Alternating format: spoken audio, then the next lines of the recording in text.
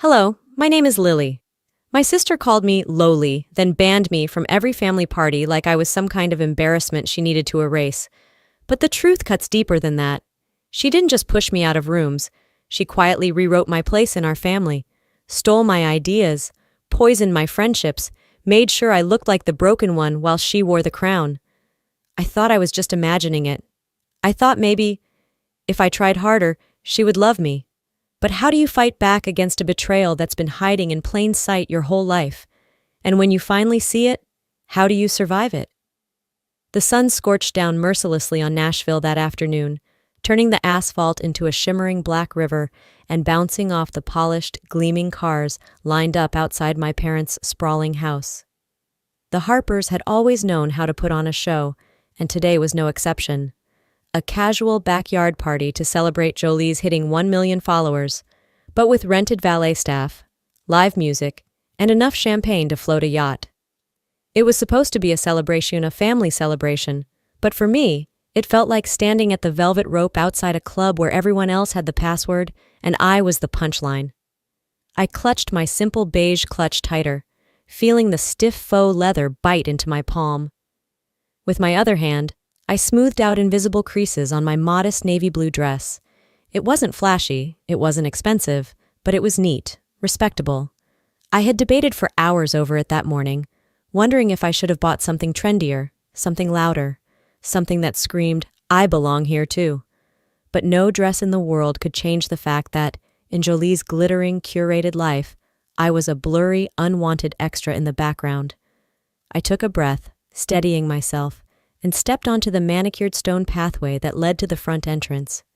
The air buzzed with energy, men in crisp linen shirts and designer sunglasses, women whose laughter tinkled like glass wind chimes, waiters in black vests balancing champagne flutes on silver trays. Every inch of the front yard, from the artful flower arrangements to the perfectly positioned string lights, screamed money, taste, and exclusivity. As I approached the entrance, a tall security guard in a tailored black suit stood behind a glossy podium, checking names against a sleek clipboard. His mirrored sunglasses reflected back a distorted version of Mesmal, plain, forgettable. Hi, I said, forcing my voice to be even, cheerful. Lily Harper. He scanned the list, flipped a page, checked again. A slight frown creased his forehead before he looked up, his expression shifting into something carefully apologetic. I'm sorry, ma'am. Your name isn't on the list. For a second, everything around me, the clinking glasses, the chirping birds, the low thrum of conversation blurred into a muffled haze. I blinked, feeling heat rush to my face. There must be a mistake, I said, my laugh brittle. I'm Jolie's sister. He shook his head with mechanical sympathy. I'm sorry. If you're not on the list, I can't let you in. Behind me, a murmur began to ripple through the crowd. I caught a few snickers, the unmistakable pop of a phone camera capturing the moment. A hot, sick feeling bloomed in my stomach. Before I could protest further, the crowd parted like the Red Sea, and there she was, Jolie, floating towards us in a shimmering silver dress that probably cost more than my entire monthly rent. Her blonde hair was swept up into a loose, effortless bun. Her makeup looked airbrushed to perfection. She was radiant, untouchable, every bit the golden girl Nashville had fallen in love with. And she was smirking. Well, well, she drawled loudly enough for everyone nearby to hear, her southern lilt sweet and sharp as a knife. If it isn't little Miss Lowly. The words slapped me harder than any physical blow. The collective intake of breath around us was almost theatrical. I saw faces turn, phones lift subtly. I was giving them a show, and they were eating it up. She thinks just showing up means she belongs here, Jolie continued with a sing-song cruelty, linking her arm through the security guards with mock affection. Bless her heart. 3 small words, dripping with syrupy disdain. In the South, it was the polite way to say you were pitiful, irredeemable, pathetic. I could have crumbled, could have begged, defended myself, caused a scene. But I didn't. I couldn't. Not anymore. I swallowed the lump rising in my throat and smiled, not a big fake grin, but something small and steel-hard. It's all right, I said, my voice steady despite the tremor building inside me. It's your day, Jolie. Enjoy it. No fireworks, No tears, just those words, plain and unshakable. I turned on my heel and walked away, my flats tapping steadily against the stone path. With every step I took, the party noise, the laughter, the clinking glasses, the pop songs drifting from the backyard speakers, faded into a low, meaningless hum behind me. My heart hammered against my ribs, my palms were slick with sweat, but my mind had never felt sharper. This wasn't some misunderstanding, I realized, as I crossed the sidewalk to where I'd parked 2 blocks away to avoid the valet stand. This wasn't an oversight or a mistake. Jolie hadn't forgotten to add my name to the list. She had deliberately kept me out. This was a message, loud and clear. As I reached my car, the sun was dipping low, casting long, cool shadows across the pavement. I stood there for a moment, clutching my keys, breathing in the heavy, humid air. Something shifted inside me then. It wasn't anger exactly, though there was anger there, simmering low and deep. It wasn't sadness, though grief twined around my ribs, squeezing tight. It was something different, something clean, a resolve so pure it almost frightened me. This would be the last time Yoli or anyone else made me feel small, invisible, lesser. Not one more time. I wasn't going to beg for a seat at a table that was never meant for me. I wasn't going to dim myself to fit into someone else's shallow world. I slipped into my car, pulled the door shut, and sat for a moment, the engine silent, the key cold in my hand. Then, with a slow, deliberate motion, I started the ignition. The engine roared to life, low and sure, just like the new rhythm beating inside my chest. I drove away without looking back. That night, sleep never found me. I tossed under the thin sheet, the Tennessee summer heat clinging to my skin as tightly as the shame from earlier clung to my heart. Hours blurred into one another until it was just me, my phone screen glowing in the darkness, and memories I had spent years trying to forget surfacing with cruel clarity. I scrolled through old photos, birthday parties, graduations, holidays, every image a carefully staged portrait of family bliss. But looking closer now, I noticed things I'd missed before. Jolie's tight smiles. Her eyes that never seemed to soften when looking at me. Subtle things, but undeniable. The next morning bled into the next day without much distinction. Coffee tasted like cardboard, and the walls of my apartment felt smaller, more suffocating. My inbox remained untouched, my mind too busy replaying every word Jolie had flung at me with that saccharine smile. By the second day, Serafina called. "Meet me at Grady's," she said simply, the urgency in her voice slicing through my days. Grady's was our usual, a small, tucked-away cafe that smelled like burnt caramel and warm bread, a place where the noise of the world dimmed just enough for truth to breathe. I slid into the booth across from her, noting how she fidgeted with her coffee sleeve. She was nervous, and Serafina was never nervous. She didn't waste time. "Lily," she said, voice low, "you need to know, Jolie's been running her mouth about you for years." My breath caught. "What are you talking about?" She looked around the cafe before leaning closer. "She's been planting stories, telling people you're unstable, unreliable, that you're basically a ticking time bomb." I blinked, the words slamming into me harder than Jolie's public humiliation ever could. Serafina's hands tightened around her cup. "She made you the scapegoat, Lily. Every time something went wrong, a missed deadline, a bad campaign, she hinted you were the weak link. And people believed her because, well, she said it with that sweet little bless-her-heart charm. There it was again. That weaponized southern sweetness Jolie wielded better than any sword. "And you're telling me this now?" I asked, my voice a little harsher than intended. Serafina's face crumpled in guilt. "I should have told you sooner. I didn't know how deep it went until recently." I sat back, heart pounding. Years. This wasn't some random betrayal. It was strategic, systematic, and the worst part, I hadn't even seen it happening. After a heavy silence, Serafina pushed her phone across the table. "Look at this." On the screen was a screenshot, an email chain between Jolie and a major marketing firm. Attached were social media proposals, ideas, strategies, concepts, all in my writing, all bearing my style. Only the name credited, Jolie. I stared, my throat closing. She stole my work. She stole my ideas and paraded them as her own to climb higher, to get richer, to build the perfect facade while pushing me further into the background. A bitter laugh escaped me. Of course she did. Serafina looked ready to cry. I'm so sorry, Lily. But I wasn't looking for sympathy. Not anymore. I slid the phone back across the table. Thank you for showing me. Because now I knew. Now it was no longer just petty insults or cruel party games. It was calculated. It was theft. It was war. Later that night, I sat cross-legged on my bed, my laptop open but forgotten. The document I was supposed to be working on blinked blankly at me. Instead, I grabbed my journal, a leather-bound thing that had seen better days, and wrote one sentence across a fresh page. This ends now. I underlined it twice, pressing the pen so hard that it tore slightly into the paper. As I closed the journal, a strange calmness settled over me. Not the kind born of resignation, but the kind that comes when you finally understand the enemy you're dealing with. For the first time in years, I realized something essential. Forgiveness wasn't strength. It was fear wearing a halo, and I was done being afraid. The next few days crept by in a haze of muted rage. It wasn't the kind that demanded a screaming match or impulsive retaliation. It was the slow, boiling kind, the kind that hardened resolve like fire-tempered steel. By the time Sunday rolled around, I felt like a live wire humming beneath the surface. That morning, my phone buzzed with a text from my mother.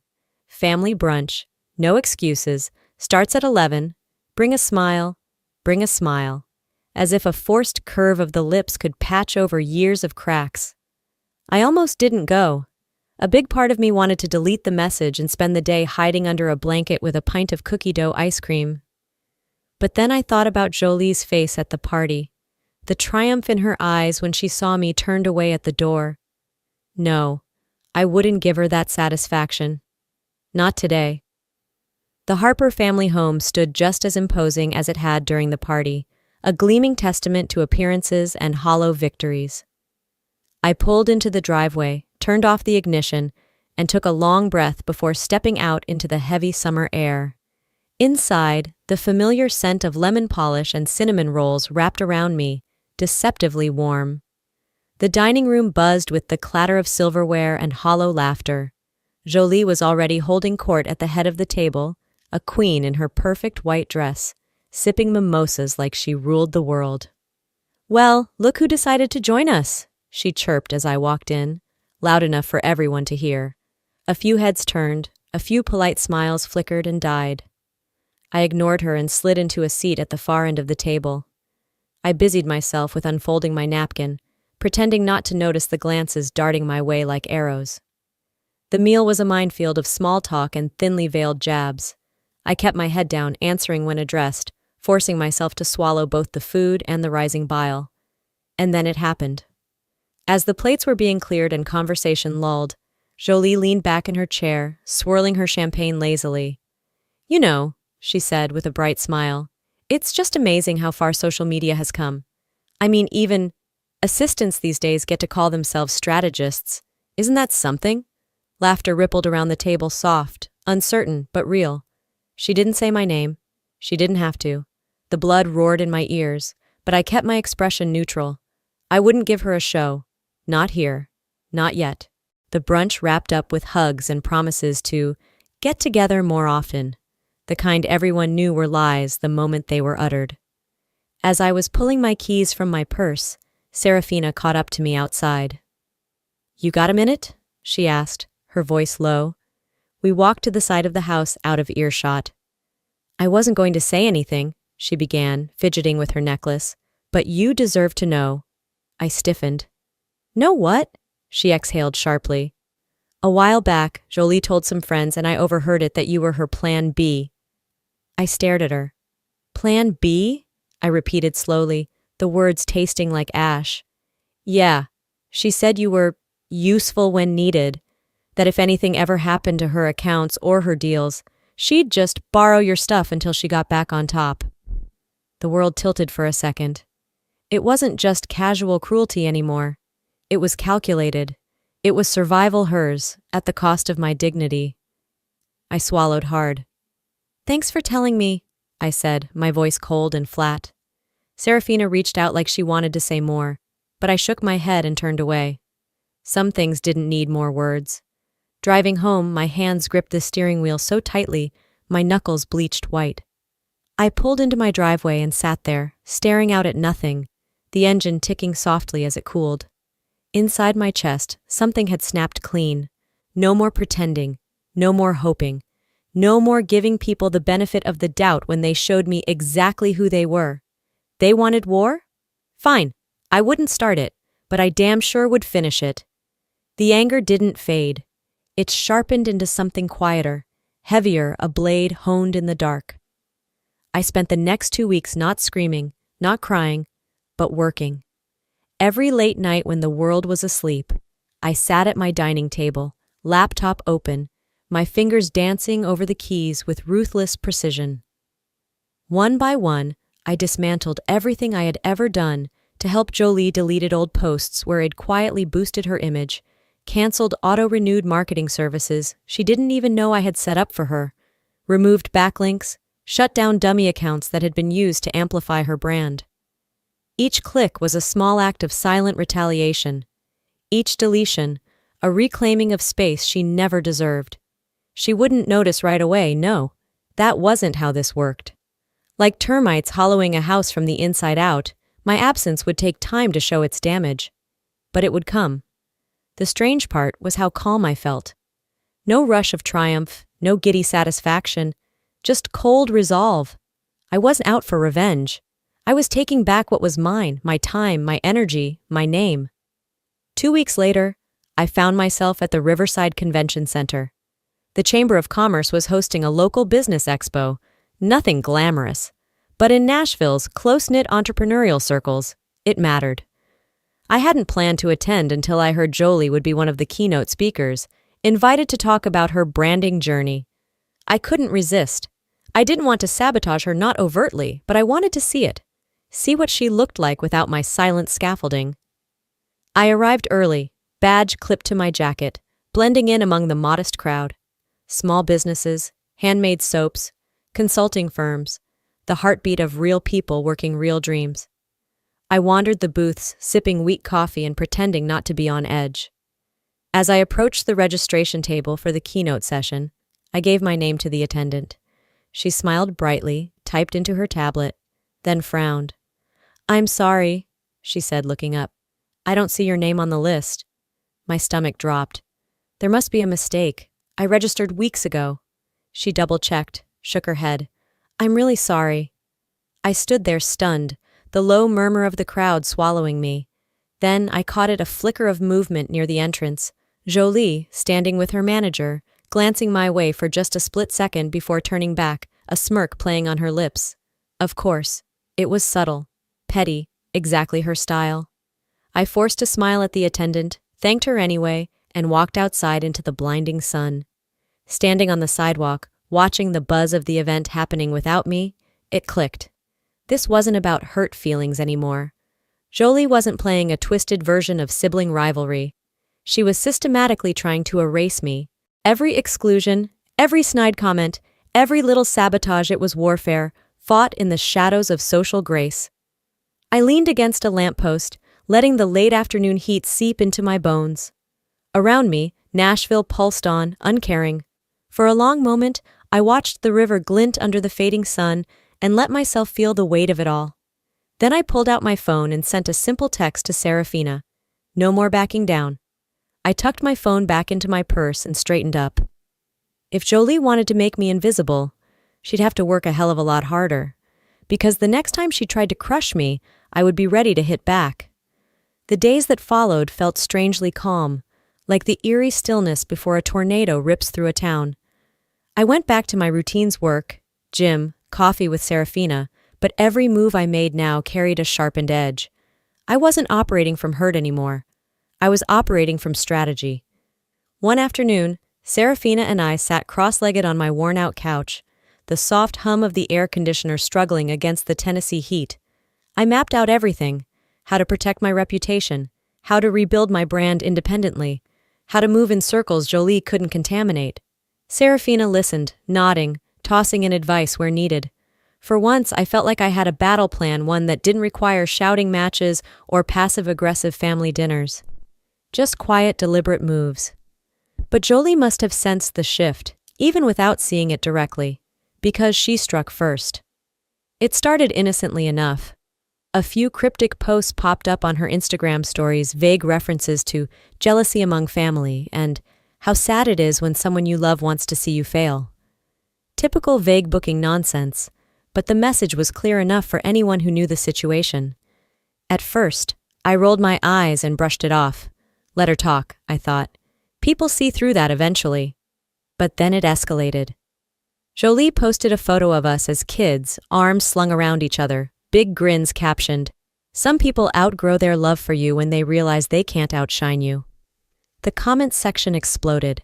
Friends, family, acquaintances. They all chimed in, some subtle, some not, hinting that maybe I was the bitter one, the jealous little sister who couldn't handle another's success. Private messages trickled into my inbox too. "Are you okay?" Jolie seemed really hurt. "It's such a shame. Family should lift each other up, not tear each other down." Each message landed like a slap. It didn't matter that none of them knew the real story. Jolie had done what she always did best, controlled the narrative before I even opened my mouth. I sat at my kitchen table one night, staring at my phone in disbelief as another mutual friend posted a thinly veiled dig. True colors come out when the spotlight isn't on you. It was like watching a slow-moving train wreck where you were the one tied to the tracks. Serafina, ever the voice of reason, told me to stay calm. "They'll see the truth eventually," she said, pouring me another glass of wine. But I wasn't feeling patient anymore. I wasn't feeling passive.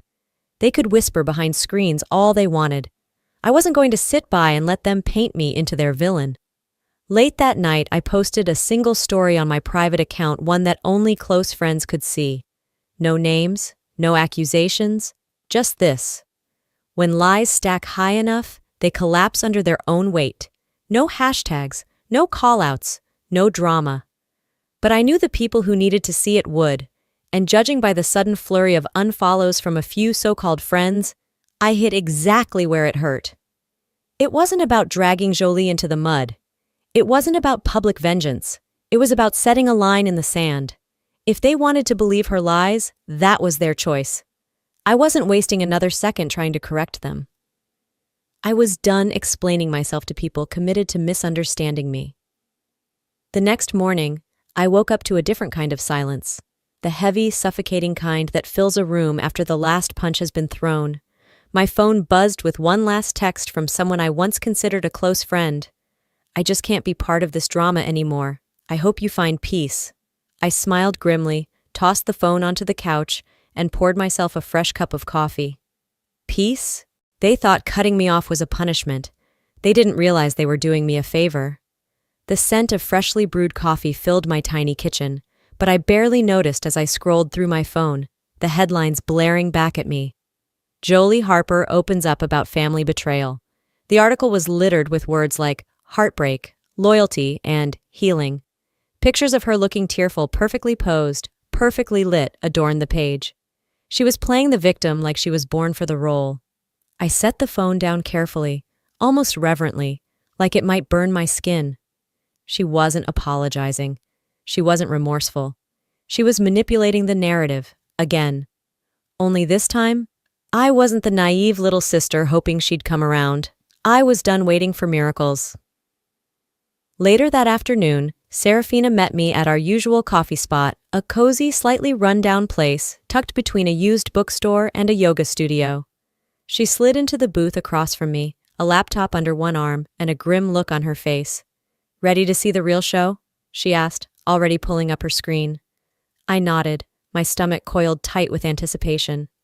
Serafina clicked through screenshots, videos, and private voice messages Jolie had left on group chats, mocking me, plotting posts, staging her little redemption arc, all while pretending online that she was the wounded party. "Here's the best part," Serafina said, smirking grimly. She played a short clip, Jolie's voice unmistakably sneering, saying, "Give it a month. They'll forget she even exists. People are stupid like that." My chest tightened, a mixture of anger and cold, cutting clarity. It was all an act. Every teardrop, every heartfelt caption, every fake apology. By the end of the slideshow, my hands were steady, my heart pounding with a rhythm that no longer sounded like fear, it sounded like purpose. "Send it," I said simply. Serafina grinned. "Already did. Anonymous dropped to 3 major gossip blogs. Should hit by morning." We clinked our coffee mugs together, a quiet, deadly toast. The reckoning had officially begun. The next few days passed in a blur of righteous vindication. Screenshots circulated. Jolie's curated victim persona cracked under public scrutiny. People began piecing the truth together that the Golden Girl wasn't as pure as she liked to pretend. It wasn't just petty revenge. It was exposure. It was survival. But Serafina and I both knew Jolie wouldn't go down without a fight. "You need to prepare for her next move," Serafina warned one evening as we sat in my apartment, the city lights casting broken reflections across my living room floor. "She's going to get desperate." That's when she handed me a card, sleek, minimalistic. Laura Mitchell, attorney at law defamation and cyberbullying defense specialist. "She works pro bono for cases like yours," Serafina said. "She's good, real good. If Jolie tries anything legally shady, you'll be ready." I stared at the card, a foreign feeling blooming in my chest. Security. Not hope, not blind trust, something stronger. Preparation. I scheduled a meeting with Laura for the next afternoon. We talked through everything: the smear campaign, the stolen ideas, the public humiliation. Laura listened intently, occasionally jotting down notes with swift, efficient movements. By the time I left her office, clutching a folder of preliminary legal strategies, I felt taller, heavier, armored. Jolie had played her games in the shadows for years, knowing I had no defenses. Now I had a shield and a sword. That night, I sat on my bed, legs tucked beneath me, phone in hand. I thought about posting some grand declaration, some cathartic explosion of truth. But then I remembered, the strongest moves are often the quietest. I opened my private social media account, the one only trusted friends still followed, and posted one line, stark against a black background. "This isn't a fight, it's a reckoning." I didn't check the reactions. I didn't need to. I knew Jolie would see it. I knew she would understand exactly what it meant. The next morning, I woke up not to dread or fear, but to an almost electric stillness, like the charged air before a thunderstorm. For the first time in a long while, I wasn't scared. Jolie had made her move. Now it was my turn. I had thought the storm had passed. Turns out Jolie was just gathering her next wave. It started small, an ugly comment on an old post, a subtle dig buried in a thread I hadn't checked in weeks. At first I brushed it off. Trolls were nothing new on the internet. But by the end of the week, it wasn't just trolls. It was an avalanche. Dozens, then hundreds of fake accounts cropped up overnight. My inbox flooded with cruel messages, twisting every truth about me into something ugly.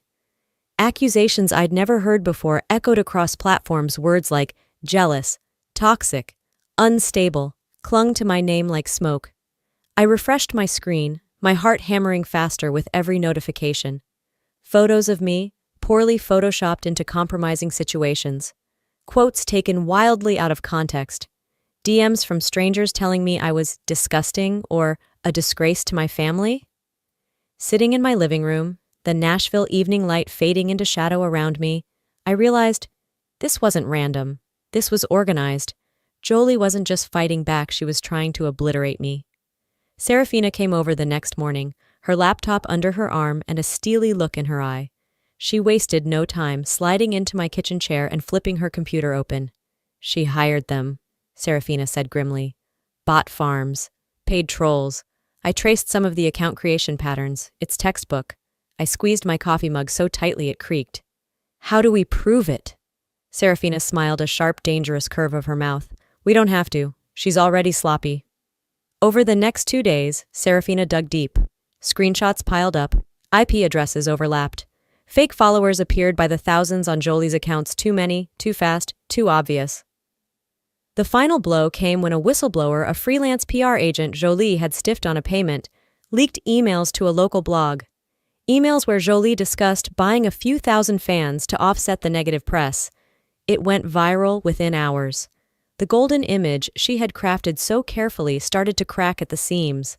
Big lifestyle influencers unfollowed her. Brands quietly pulled collaborations. Even the local papers began running pieces with thinly veiled skepticism. When authenticity backfires, the perils of manufactured fame. Still, it wasn't enough. Not for me. Because in the middle of that chaotic week, another blow struck, but this one, Jolie didn't see coming. An old video resurfaced. Grainy footage taken at an event 3 years prior. Jolie screaming at a teenage volunteer who had spilled coffee on her shoes. The words were vicious, cruel, and entirely unprovoked. "You can't even carry a tray, right? God, no wonder you'll never be anything." The video spread like wildfire. Overnight, the narrative shifted. She wasn't the victim anymore. She was the villain. I watched it unfold from my couch, legs tucked under me, a heavy blanket wrapped around my shoulders, even though the summer air was warm. The comments turned brutal, but not toward me, toward her. How could anyone treat a kid like that? Fake apologies mean nothing when this is the real you. Unfollowed, disgusted.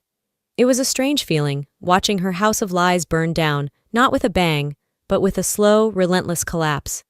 Part of me thought I'd feel triumphant. Instead, I felt hollow. I hadn't lifted a single match. Jolie had set herself ablaze. All I had done was hold up the mirror. Later that evening, Serafina and I sat at our usual caf, a quiet satisfaction buzzing between us. "You played it perfectly," she said, tapping her spoon against her coffee cup. She destroyed herself. I stared out the window, watching the streetlights flicker on one by one. "Maybe," I said softly, "but it's not over yet. Because people like Jolie, they didn't vanish quietly. They clawed, they schemed. They found ways to rebrand their sins into sob stories if you gave them even half a chance. And I wasn't about to give her one. The fallout wasn't just messy, it was a landslide. By the time Monday morning rolled around, it seemed like the entire city of Nashville had a front row seat to Jolie's downfall. Headlines splashed across digital news feeds. Top influencer caught faking numbers. Toxic behavior exposed, former darling under fire. Brand deals terminated amid scandal. Emails flooded Jolie's inbox, not the flattering kind. First, it was the skincare brand that had once flown her to Miami for a glamorous launch party. Then, a fitness apparel company pulled out, citing a misalignment of core values. One by one, the dominoes fell. I didn't gloat. I didn't need to. Watching the pristine empire Jolie built collapse under its own lies was satisfaction enough. Sitting in my kitchen, a chipped coffee mug cradled between my palms, I scrolled through the headlines. Serafina perched on a stool nearby, tapping her nails against her phone, feeding me updates in real time. "She's hemorrhaging followers," she said, glancing up. "Big time." I nodded but didn't smile. It didn't feel like winning a prize. It felt like pulling myself out of quicksand. A new email pinged into my inbox. I glanced at it, expecting another news alert, but my breath caught. It was an invitation. A well-known podcast, one that specialized in real, raw conversations about toxic family dynamics, had reached out. They wanted me. They wanted to hear my side. I stared at the screen for a long time, my heart hammering against my ribs. This wasn't about taking cheap shots at Jolie. This was about truth, about giving voice to years of silence. Still, the thought of speaking publicly twisted my stomach into knots. Would they believe me? Would they think I was just another bitter sibling airing dirty laundry? I closed the laptop softly and leaned back in my chair, the ceiling fan humming above me. "I think you should do it," Serafina said, reading my silence like a book. "Not for revenge, for closure." I met her gaze and saw no judgment there, only quiet encouragement. The next day, I found myself sitting in a cozy recording studio, headphones resting lightly over my ears. The host, a woman named Mariah with kind eyes and a no-nonsense voice, smiled reassuringly from across the table. "When you're ready," she said, gesturing to the mic. I took a deep breath, and I spoke. I didn't name names. I didn't point fingers. I just told the truth, my truth, about growing up in the shadow of someone who measured love by usefulness, about being gaslit into doubting my worth, about learning that setting boundaries wasn't cruelty, it was survival. By the time the interview ended, I felt lighter than I had in years. Not because I'd won, because I'd let go. Later that night, as I sat on my balcony sipping sweet tea under the early autumn stars, my phone buzzed with a string of new messages. Not the usual bile or pity. These were different. Old friends, former co-workers, names I hadn't seen pop up in years. "Hey, I'm sorry for not believing you back then. I have something you might want to see." I should have spoken up sooner. One by one, they came forward. Screenshots, text chains, voice memos, all documenting Jolie's long pattern of manipulation lies whispered behind my back. Sabotaged opportunities, cruel jokes made at my expense. Proof. Not that I needed it anymore to validate what I had lived through, but seeing it laid bare was its own kind of justice. I sat there, the cool breeze brushing against my skin, scrolling through years of betrayal now dragged into the light. I didn't cry. I didn't rage. I didn't even feel particularly triumphant. I just felt free. It wasn't about destroying Jolie anymore. She had done that to herself. It was about finally refusing to carry the weight of her sins on my shoulders. I set my phone down on the table, leaned back in my chair, and let the silence stretch between the stars. For the first time in my adult life, it wasn't poisoned by regret or self-doubt. I hadn't burned bridges. I had simply stopped crossing them. Walking through the front doors of the podcast studio, I felt a strange, unfamiliar sensation settle over me. Peace. Not the brittle, defensive kind I used to armor myself with whenever Jolie's name came up, but something steadier, deeper, like finally stepping out of a storm and realizing the ground beneath you is still solid. The studio itself was unremarkable, just a few chairs, a table, some recording equipment, and a soft buzz of fluorescent lights overhead. But as I sat down, adjusted the microphone, and took a sip of water, it felt monumental. This wasn't about dragging Jolie through the mud. It wasn't about revenge. It was about reclaiming my story, the one she had tried so hard to erase. Across from me, the podcast host, Mariah, smiled warmly. She had the kind of presence that made you feel like you could say anything, and it would be met with understanding, not judgment. "When you're ready, Lily," she said gently. I closed my eyes for half a second, drawing a steady breath into my lungs. Then I leaned forward and spoke. I didn't start with the betrayals or the screaming matches or the public humiliations. I started with the loneliness, the quiet ways a toxic family dynamic convinces you that you're the problem, that love is something you earn by being useful, obedient, small. I spoke about the years I spent minimizing myself, trying to fit into a shrinking space Jolie left for me. I shared the nights I cried in silence, the mornings I woke up determined to try harder, be better, only to be pushed aside again. I spoke about the breaking point, the party, the betrayal, the war I never asked for but refused to lose. Mariah didn't interrupt. She just nodded occasionally, her eyes encouraging me to continue, to dig deeper. By the time the recording ended, my throat was raw, but my heart felt light. Like I had been carrying a backpack full of stones for years without even realizing it, and now, finally, I could set it down. The next few days passed in a surreal blur. The episode aired on a Thursday morning. I didn't promote it. I didn't share it on my public platforms. I didn't even tell most of my friends. But somehow it found its way into the world. Messages began pouring in. Emails, DMs, letters, from strangers, from women who had been scapegoated by their families, from men who had been gaslighted into silence, from people who didn't have the words for their own pain until they heard mine. "Thank you for telling the story I was too afraid to tell. You made me feel less alone. Because of you, I'm setting boundaries for the first time in my life." Reading those messages was unlike anything I had ever experienced.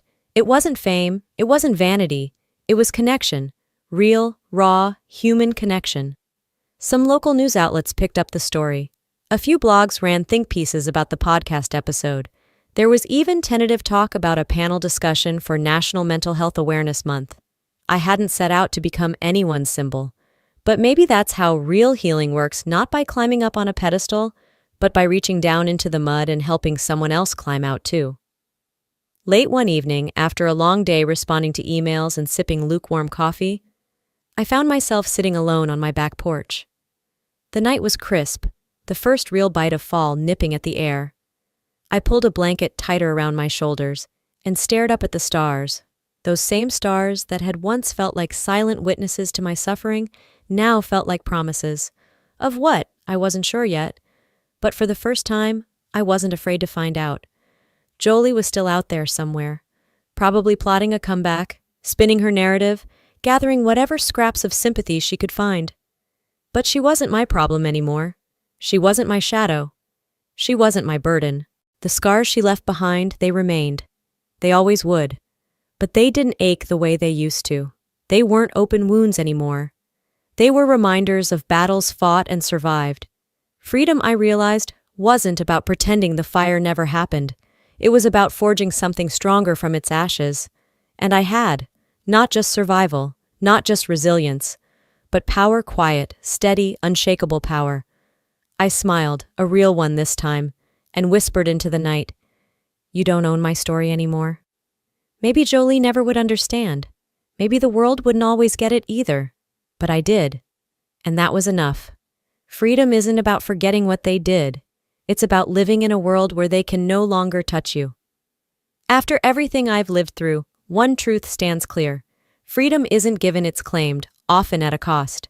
It took me years to learn that forgiveness doesn't mean staying silent while someone keeps hurting you. Keeping the peace at your own expense isn't noble, it's self-destruction. Walking away from toxic family isn't betrayal. It's survival. I spent too long shrinking myself, believing if I was quieter or easier to love, maybe they'd finally see my worth. But the hard truth? You don't earn your humanity, you were born deserving respect. No matter how loud the liars scream, or how many leave when you set boundaries, it doesn't mean you're wrong. It means you're getting stronger. If you feel trapped by a family that treats you as disposable, hear this. You are not crazy, you are not broken, and you are not alone. You have the right to your voice, to peace, to a life that doesn't ask you to bleed to belong. Sometimes the bravest thing you can do is stop crossing bridges that only ever led you to harm. Have you ever had to walk away from someone you loved because they couldn't love you back in a healthy way? What did it teach you about your strength? Drop a 1 inch in the comments and tell me where you're watching from. If you're fighting your own battle, your voice matters, let's talk. If you found a sliver of hope here, subscribe. We're building a space where real stories matter, where no one heals alone. Healing is messy, painful, and real, but it's worth it. Thanks for being here. You matter, always.